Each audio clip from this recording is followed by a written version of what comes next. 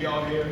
So today's presentation is on the contaminated soil situation here in Riis Houses, and also on how we can fight back against this situation, the way that NYCHA leaving people's homes, like mold, rats, roaches, and a plethora of other issues here in the projects. So we're also going to be learning some lessons from the struggles of the young lords. I want to start off with, so does anyone need translation today for Spanish? Okay. If there's only one person, I'll sit next to you.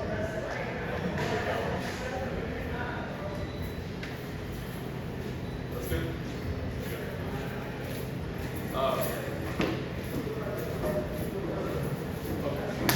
Good. Do you need translation? Any translation? Okay. I got you.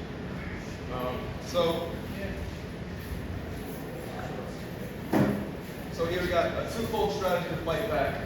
So one, we need a fighting organization of residents here in Jacob Riis, and also for the 400,000 people living in NYCHA developments around the city who are subjected to this nightmare. There are other places where there are sites that are contaminated, as well as the typical things that we see in NYCHA apartments. And then the second is from learning from the young lords. We can look back on the history of other revolutionary fighters in the past and take lessons from that and see how we can apply it to the context in which we live in. So I want to start off by saying here, what is happening in Riis is wrong, and we need to do something about it. We can learn from the history of the young lords on how to wage collective struggle and on how to win. They mobilized the people. They spent time talking with folks, getting to know them, getting to know what was happening in their neighborhoods, and ultimately moving on those issues in a bold and audacious way. Now, the first thing we're going to start off with is this contaminated soil situation. What we know, what we don't know, how we can fight back against it. So I'm going to let Randy take that over, okay?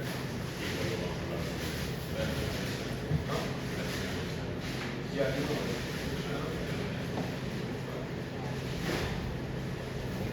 So yeah, before we move on, actually, this is just some scenes from the struggles of people here in Jacob Riis. Just like what both residents have done so far. This is the same. These are apartments in Jacob Riis. This is the way the water comes out from time to time. People's walls are crumbling apart. Regular issues like this can be seen not just here, but in projects all over the city.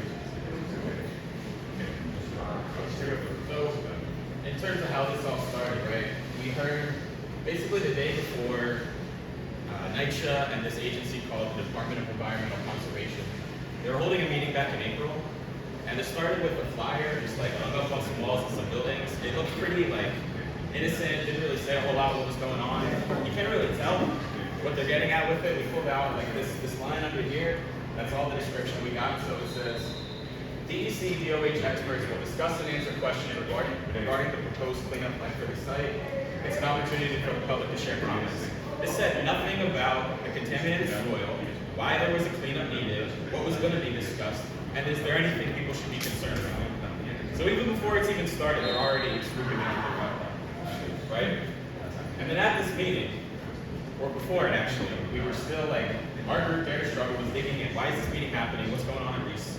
We've known since September, even a little bit before that, there's an issue with the water. People have been getting sick. And now months later in April, there's something that they're having a meeting about. Right? So we dug into it and we found a few documents online that actually were talking about what was going on. And so we have some copies of these available on the table in the back. Some people got them as they were coming in. First, we found this fact sheet. Again, we had to dig around online for this. This is a few pages, and it just talks about this proposed cleanup for contaminated soil at Jacob Riis, right? We did some more digging. You can click the links that are on this document. Again, you have to be investigating it. And we found a list in this second packet talking about some toxins that are in the soil at Riis, some chemicals, right? And so I'll come back to what's actually in the soil and some more detail on that. But just as this was getting all started, they were putting people through having to dig and dig and dig to find anything. barely telling people about the meeting. This went up the day before the meeting happened, right? There was already no interest in letting people know what was going on, right? So, in terms of what we know about what Riis was built on top of, right? So, we found a lot of information out from an article that came out a few weeks ago in a publication called The City. This is what we're going to draw a lot of information from. I'll just say up top, like, we're not soil experts, we're not scientists. We're just relaying information that we found online, that we heard from the meeting, stuff that we've had to dig, right? So basically, Jacob Riis was built on the site of a manufactured gas plant that operated for 70 years, and for 70 years dumped toxins into the soil. The buildings were built on top of it. There was no cleanup after that happened, right? This is a picture from that article.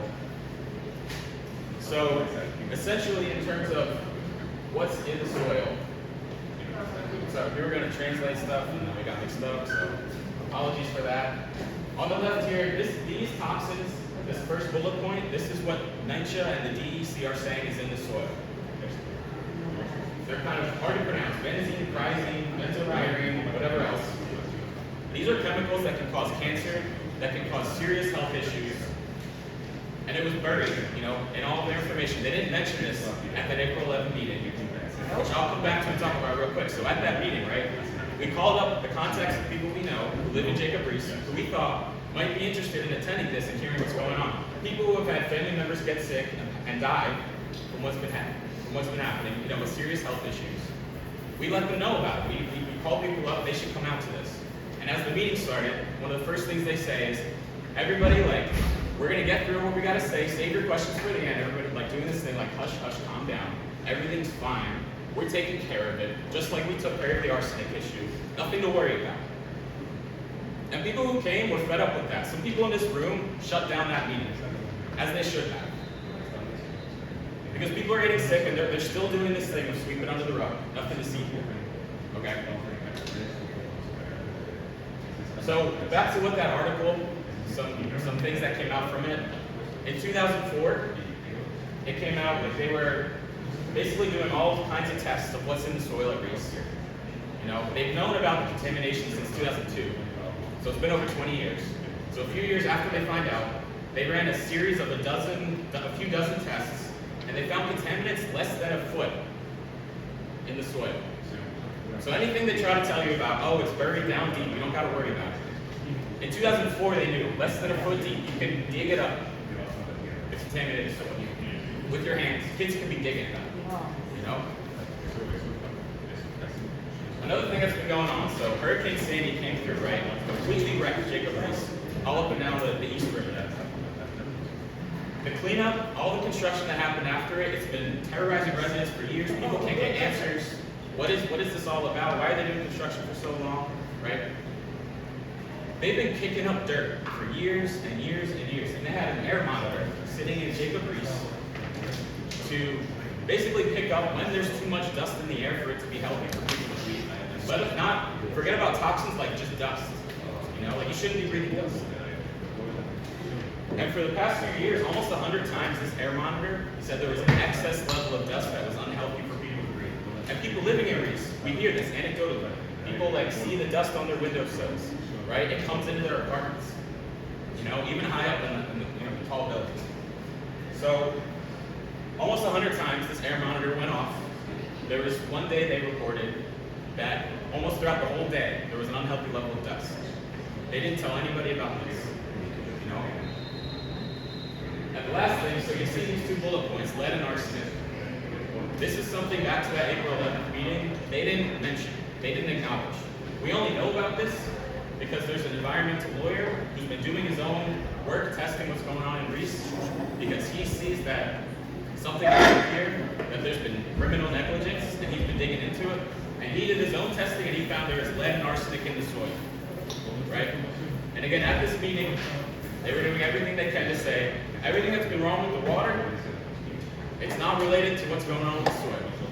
And we can't say definitively, the arsenic poisoning that people had is because of what's in the soil here. But there's plenty to be concerned about, and for them to downplay everything and say nothing's wrong is, again, criminally negligent. All right? So this is just a picture of like exposed dirt in the basement of several buildings. Okay? And you can see this walking around. We've taken our own pictures. This is from the article again. But again, these are like, you can go in, or this could be getting kicked up, and they've been doing all kinds of construction work for years. And, you know, in terms of the lack of testing, this is something that's important. So, again, they've known all this since 2002. In the years following Hurricane Sandy, they weren't testing the dust that was getting kicked up for toxins. Okay? And the last time they did testing of the soil in Riis was in 2019.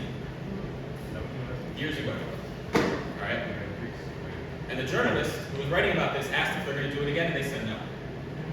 There's no need. After a woman who lived in 749 or 765 on FTR, her name is Josefa, she passed away in October.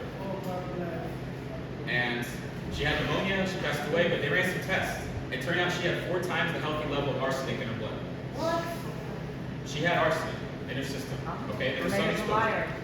That's what happened to my son. My son died 23 too. years old. No. If I can add something to this conversation on Josefa Bonet. 2 days ago, we received pictures from her son, who still goes to her apartment here in Jacob Riis. Her water has been coming out cloudy. The water in that apartment is still coming out cloudy. Like, that is something that, you know, no article is talking about because we're like directly tapping. Yeah. You know, just to go to show like this is still a problem. Well, back to the testing. After she died, after she passed away, her doctor, basically her family who was working with this doctor, the doctor wrote a letter to the Department of Health saying, you need to test the people in Riis for low-grade arsenic exposure. Maybe it's not going to kill them overnight, but drinking the water every day, showering with it, cooking with it, this could affect people's health. The city said, we don't need to test it. We don't need to test it. Alright? So from the start, they should have been testing the soil, they should have been testing the water, they should have been testing the air, they should have been testing people. Because people have been getting sick. And they haven't done shit. Alright? And now, what we learned in April, what we learned in April is they're now planning to dig up thousands of tons of this dirt. Thousands of tons of this dirt they're going to dig up and bring out of Riis and put it elsewhere. And so the same people who are leaving the apartments in this condition, I'll get back to it. The same people leaving these apartments like this, the same people not testing people, now want to dig up all this soil, kick up more dirt, kick up more dust, expose people to health risks and tell them all the while everything's fine. Nothing to worry about. Same old stuff. So there's stuff we don't know. So what's the question? That's the people that go to Jordan and hold their homes, telling us everything's okay. Yeah, they must have broke like a water main pipe. It got in the water. Something, it got in the water. These are, you know, apartments that we've seen, documenting them, taking pictures. So, you know, we don't know the full scope of the health impacts. We just hear stories. We've seen people's tests that say they had arsenic poisoning. We hear stories of people, of family members whose health rapidly deteriorated. Okay? There's smoking guns all over the place for this stuff. You know? We don't know exactly why they're doing it now, planning to pick up and move all this dirt. You know, it wouldn't be responsible for us to speculate and say exactly why, but it would be messed up because while all this is happening, this city is planning to get rid of public housing. So they're planning to dig up this dirt and move it out. This could take years, however long. And wouldn't it be messed up if then they turn around and start kicking people out of their homes? To let the wealthy move in. To get rid of the people in housing. Because we know that's what their plan is. Alright? So I'm going to kick it back over to Artie to talk about, like, I mean, it's a bleak picture. But again, you know, residents have been fighting this for months. And we want to, like, draw some lessons from a group called the Young Lords that did, you know, some work with people in the Lower East Side and East Harlem. You want to come back over here? We don't know when it started. At least, I don't know for sure. Does anybody happen to know when construction work is supposed to start? Well, I found out there was 9 permits that they had between EDC, the city, and Con Ed, had 9 permits active all the way To break the So ground it's by yeah, and They if you mark- happen to be there that day, when they were marking the ground, they were about to start work, and I told them, you cannot dig this ground up. I stood that, so you're gonna have to arrest me. I'm not breaking his ground. So then the investigator from the federal government happened to be around the corner. I called him, they met me over there, they were telling me the whole situation, and all of that. You made the wrong lead. They have to come back. And that's the kind of stuff, you know, stopping construction work, we're gonna come back to that, because if we're not giving answers, if we're the same people who are gonna keep digging up dirt and making people sick, we gotta stop that. So we're gonna come back to that. No, they're not making it like public knowledge. They knew about it somewhere. Well, it comes up. And it doesn't leave. It doesn't ever leave. Right, but I mean, like, None of them shit ever like, leaves. this shit you have to remediate. And they have to get the people out before they can do that. They cannot do that after all this that just happened. I think there's an interesting line of where it's like, you know, history doesn't repeat itself, but it rhymes. You know, so I want to get into, you know, a little bit of the background, the context of the time that the Young Lords came out of. Now, you know, some of us may not know, but the Young Lords, they were a Chicago-based street gang in the 60s and 70s, turned revolutionary organization. You know, they put what was happening in Puerto Rico on the map for the diaspora in the United States. You know, they were based in Chicago, New York, here in the Lower East Side, East Harlem, and the Bronx. You know, they were some scrappy fighters coming directly from, you know, the families of immigrants, poor people. And this is how they lived. This is what they saw in their time. This is the state that this country was leaving Black, poor, and Puerto Rican people. You know, there's a quote from a book called The Young Lords, A Radical History, by Joanna Fernandez, that gets into that really gets into We wanted my soda back in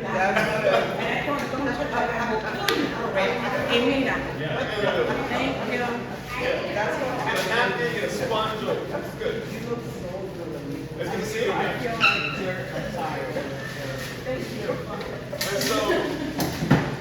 And so this is what they saw. There's a quote from this book that you know people were saying, oh, there were like empty, abandoned cars littering like dead bugs all around the neighborhood in the Bronx and East Harlem.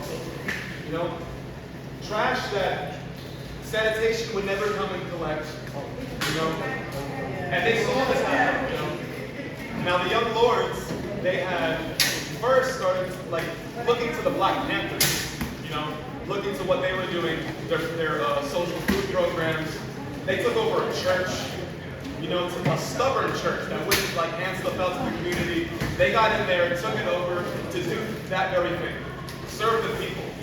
That's what they had in their heart, serving the people. They said like, you know, tengo Puerto Rican en mi corazón. I have Puerto Rico in my heart. You know. Now, I want to get into what they called the garbage offensive.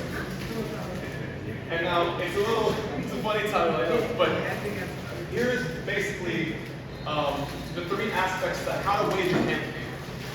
Now, the organization I'm from, Dare to Struggle, we actually have this on our new members reading list for people to read and for us to discuss. For learning, okay, how do we actually make an issue for the city, for the state, in terms of the impression that they're leaving people with, right? So, three things here. So we have social investigation, which is just hitting the streets, talking to people, right? Getting to know like what they're going through. And that is what the Young Lords did. You know, they had their finger on a pulse to the heart of East Harlem. You know, so this is Benji Cruz, you know, talking to one of his neighbors on 111th Street. You know, they had some swag, they had some flair. They wanted to talk to the people like, hey, do you know what's going on in El Patio? You know, like, you know, Puerto Rico's fucked up, El Patio's fucked up, we gotta do something about it. Now, second is mobilizing the people. You know, this is what they did effectively. This is the part that our organization, we look to as like a shining light, a guiding light on how to take the system on. We're not just a bunch of would-be revolutionaries that are going to fix everything for the people. We are not the politicians and the nonprofits that come into these rooms, collect residents just to like toss them into shit that does not work. Forgive my language, right? Of like, oh, we'll take care of it for you. You guys are a bunch of victims. You stay here and you let us do it for you. And what do they push? They push privatization. They push gentrification. You know, they say, oh, we're gonna get job opportunities for the people. So, mobilizing the masses. So they started off their garbage offensive. You know, people were like, forgive me, I'm not gonna go there. You know, so we're on 1st Street, we actually asked people, what do you think you need? What do you need? Is it housing? Is it police brutality? And they say, muchachos, déjale de todo eso. La basura. Listen, kid, forget about it. It's the garbage. You know? And we had a similar experience. When we started our work at Queensbridge, in the Queensbridge projects, we were talking to people about 2020, about police brutality. And people were like, that's fine, but my apartment's falling apart. You know, we came out here, people talk about the water situation. You know? So talking to one another, having a finger on the pulse of the people, what they're going through, and then using that to do some bold and audacious shit. So yeah, they started off their garbage offensive by sweeping the streets. And people in East Harlem were like, oh, they're from the church or something. You know? It wasn't until July of '69 where the young lords started throwing trash in the middle of the street. It was something that they and others could actually like participate in. The whole neighborhood could get in on it, either alongside the young lords or out their fucking windows or whatever they gotta do. This is what they did. They got kids tearing cars up to block the streets, block the roads. This is what they did. They mobilized the people. They made it a problem. And in tandem with that, they made demands. Concrete demands that can actually be seen as a win eventually, right? So, you know, the young lords made concrete demands that can be winnable and translate into victories for the people. Only after shaking down the city were they able to have them back. And this is how they serve the people. Not just by serving them little food, although drinks and refreshments in the back. But by... That's by you, not how. So, this is how you serve the people. By showing that the people in this room are actually the ones who can take this shit on. Not any politician or any group that comes in here telling them that they know what's better for them, right? And this is not the only thing they did. The garbage offensive ended with, them making demand in the city for them to start coming and cleaning, having regular routes where sanitation would come by and pick up all this trash. And the city had to respond, and it was such an event for the city that in the upcoming electoral mayoral race, that's what they were debating out. They were like, well, the young lords said we got to do it here. And they blocked traffic. They shut the city down. Not just them, but the oppressed people of New York City. The Puerto Rican immigrants, black and poor people, coming together to do this shit. Now, they also did some bold things after the fact. The neighborhood started to know them. They built up a profile. And, we looked to them. And it's not coincidence some of us are Puerto Rican, it's not the point. But we looked to them for a guiding light because they eventually started having these public health campaigns. And out here, we see that people have been sick and dying and there's no answers from the city. Recently, we started investigating something in the Williamsburg projects in Brooklyn, where there's a family of women who are sick and they have no idea why. We hit the project, we started talking to people, multiple people have cancer, and there's no answers as to why people are sick. No one cares. And so what the young lords did was they knew that people in the South Bronx were having high rates of tuberculosis. But what the city was doing was sending this tuberculosis truck, this testing truck, to affluent neighborhoods that probably weren't getting tuberculosis. Because they weren't living over here. Exactly. They weren't living amongst this. Exactly. They weren't living with this, and this is what they America. That's how they saw the United States, because that's how they were living. And so, what did they do? They hit the streets. They integrated with the masses of people. They hit the hospitals. They hit the churches. They got everybody on board. Made this a problem all over the place, and eventually they stole that truck. They stole that truck, rerouted it to East Harlem, and told the workers, yeah, you're gonna be testing these people. And when they saw the line of people, of sick people waiting to get tested, they had to do their jobs. You know? And eventually, you see this headline over here, hospital invaded by Puerto Ricans. And that's not a Fox News headline, that was actually like a local paper saying that, because they took over Lincoln Hospital. Because in that time, Lincoln Hospital was what they called the butcher shop. It was where people could go in for a kidney surgery and have their spleen removed. It was a place where people were getting torn up. There was inadequate medical treatment for the poor and oppressed people there. And the young lords took it upon themselves to make that a problem. They stormed Lincoln Hospital, they took it over, and yeah, you know, the pigs came, the state came, threatened them. And this is at a time where Fred Hampton was assassinated. The leader of the New York chapter for the Black Panthers. Chicago, thank you very much. So, you know, they had fear, but they didn't care. Because their spirit was to serve the people. Their spirit was to, you know, make it an issue for the state.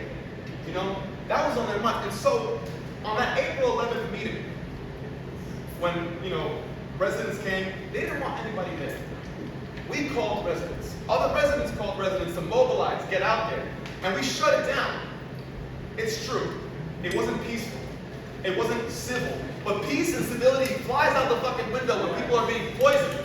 When their air is poisoned. When their water is poisoned. When the land beneath their feet is poisoned. You know, when there's high rates of asthma. You know, when all these contradictions. And so, how is it that NYCHA, the city officials that run, that are running this scheme, can keep peddling their programs and allow people to die? You know, we need to get at the heart of how do we fight back against this. We need something like the Young Lord. We need something that mobilizes the people, an organization. Bum Rush City Hall. An organization that can actually take this fight on together. And so we're going to have Cass come up, a member of the Air Struggle, to talk about road residents.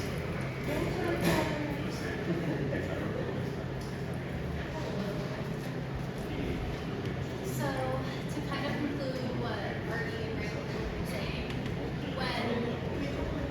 oh, I'm sorry. Sure. To kind of tie up everything that Artie and Rick were saying, when we hear about what the Young Lords, the people were up against in the 60s, and what people are up against now, there is a common thread, and it is that to the ruling class of this country, Black people, poor people, and oppressed people are seen as disposable. They have known for decades about contaminated soil under the feet of people, and it is now that they have this plan to clean it up. But how can we trust that they are going to be protecting these people when they do their cleanup? And how are we supposed to believe that this is to benefit the people who live here now, when these are the same people that they are attempting to push out? This is the logic of the system that we live in. They leave people to suffer in these horrible conditions where they have these crumbling walls, mold, lead, pests, asbestos, and now fucked up water, air, and dirt. And then they just decide to dispose of people when it's time for the rich to get richer. For example, the millionaire real estate company that is now moving to tear down 2 nice developments in the city, Chelsea Houses, and Fulton Houses. The residents that participated in the pact vote there participated in this vote that did not make it clear to them that they were voting for a full-on demolition and that they were voting for it to become mixed income housing as opposed to low-income housing. And so ultimately, 18% of the residents there who were misled voted on the fate for all the residents who lived there, which is about 18%, voted for the fate of all the residents who live there, which is about 4,000 people. And that's only, if you do that in a 13-building apartment, that's only about 10 or 12 people to say yes. Exactly. So your neighbor could say yes, you not know, and wake up, and now you're part of the family. And similarly to how we were not given transparency when it comes to the contaminated soil situation and these meetings,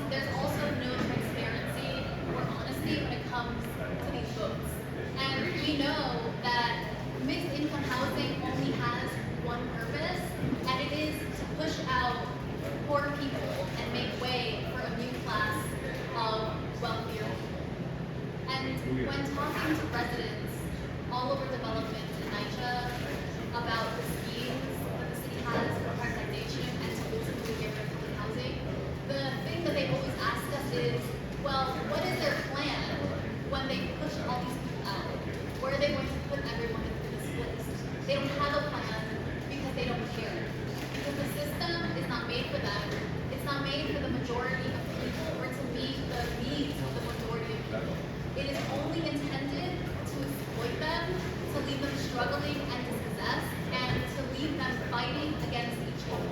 Yes. And the only thing that is going to get in the way of that is an organized group of residents that is fighting against it.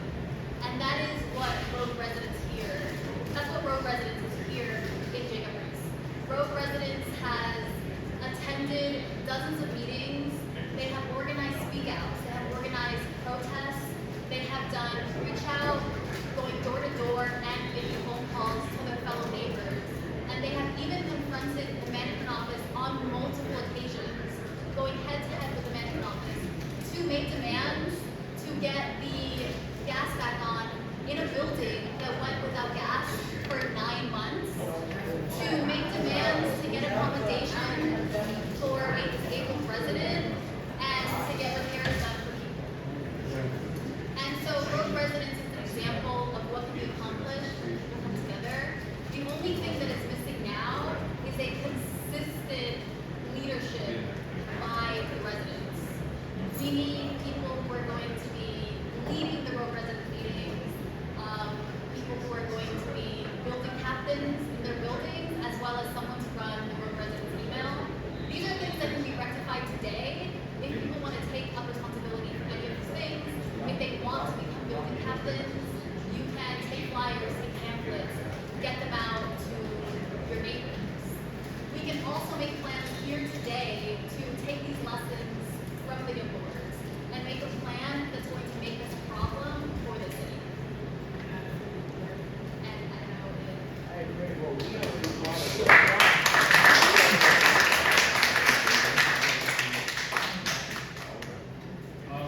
I wanted to ask if anyone wanted to say some things. I see But, you know, I came here to find out from the last meeting that you had in April about the situation with the air monitors, where they are, how long they're gonna be there, where are they located till today.